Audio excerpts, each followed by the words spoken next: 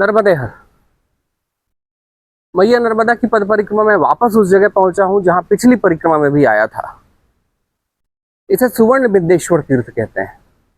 मैया नर्मदा के खंड में कुछ जगहों पर जहां पर सुवर्ण दान का बड़ा महत्वपूर्ण कथानक रहा है, जहां पर सुवर्ण दान, इसका कथानक कुछ ऐसा है कि एक महत्वपूर्ण घटना है कि जब मैं पिछले वर्ष की परिक्रमा में था तब एक शास्त्र में जहां इसकी बात हुई थी कहीं वो मुझसे मिस हो गया था।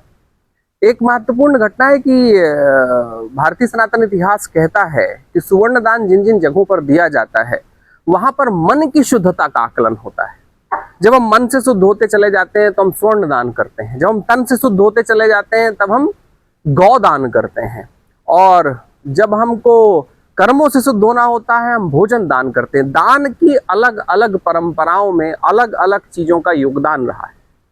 यहां पर सुवर्ण दान की बात रही है क्योंकि मनुष्य के अगर मन की शुद्धता नहीं है तो न तो वो तन की शुद्धता पा सकता, न वो विचारों की पा सकता, न वो कर्मों की पा सकता। शुद्धता का प्राथमिक प्रमाण ही हमारा मन है। आगे एक बड़ा प्राचीन शहर है भरूच, जिसे कहीं इतिहास में भृगु क्षेत्र कहा जाता था, परिवर्तन हुआ भरूच हो गया। भृगु क्षेत्र में करीबन 48 तीर्थों की बात शास्त्र करता रहा है। वो महत्वपूर्ण 48 तीर्थों पर पहुंचने के पहले, और जहां पर कभी स्कंद स्वामी ने, कार्तिकेय ने जहां पर प्रार्थना की थी और जहां पर देवताओं के द्वारा जब उनको देवों के सेनापति होने का अधिकार मिला था, वहां तक पहुंचने के पहले ये एक महत्वपूर्ण तीर्थ था। इस तीर्थ में मन की शुद्धता हमारे जीवन का आचरण बन जाया करती थी। सुवर्ण की शुद्धता हमारे जीवन की आचरण बन जाया करती थी। इस जगह पर कथानक है कि मनीषी आए, देवता आए, अलग अलग लोगों ने आकर इस तीर्थ का सेवन किया था, क्योंकि जिस तीर्थ का हम सेवन कर लें और मन की शुद्धता के प्रमाण को मान लें, वहीं से हम धर्म की शुद्धता, जो धर्म की मौलिक शुद्धता है, हम उसमें तब प्रवेश कर पाते हैं।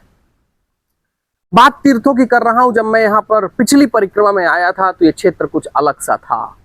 यहाँ पर ये घास नहीं थी जो आज दिख रही है, यहाँ पर ये वातावरण नहीं था जो आज दिख रहा है। मैं मैया नर्मदा के खंडों के तीर्थों में होने वाले परिवर्तनों से चिंतित हूं।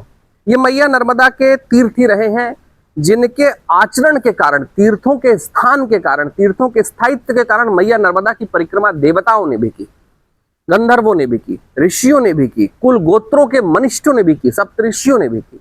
लेकिन अगर मैया नर्मदा के खंड के तीर्थों की स्थितियां होती रहेंगी तो आने वाला भविष्य कभी मैया नर्मदा के तीर्थों से न तो परिचित हो पाएगा, न मैया नर्मदा की परिक्रमा की शौद्धिकता के साथ जानकारी पा पाएगा। आज जब मैं यहाँ पर आया हूँ तो मुझे दिख रहा है कि बड़ी बड़ी घासें हैं, कहीं पर चलने का कुछ साधन नहीं। मुझे नहीं लगता कि यहाँ पर शायद पूजा होती है, कोई आता है दिन में पूजा करने के लिए, लेकिन बाकी मंदिर की व्यवस्थाओं, इस तीर्थ की व्यवस्थाओं में कहीं कोई रोचकता नहीं है। मेरी आशा है कि मैया नर्मदा के खंड की ये तीर्थ न केवल पुनर्परिचय को प्राप्त करेंगे जो मैं देने की कोशिश करता हूं, बल्कि मनुष्य के, हमारे जीवन के पुनर्जागरण को भी प्राप्त करेंगे। तो इस सुवर्ण बिंदेश्वर तीर्थ से, मैया नर्मदा के खंड के अद्भुत तीर्थ से, सुवर्ण तीर्थ से आज का नर्मदे हर।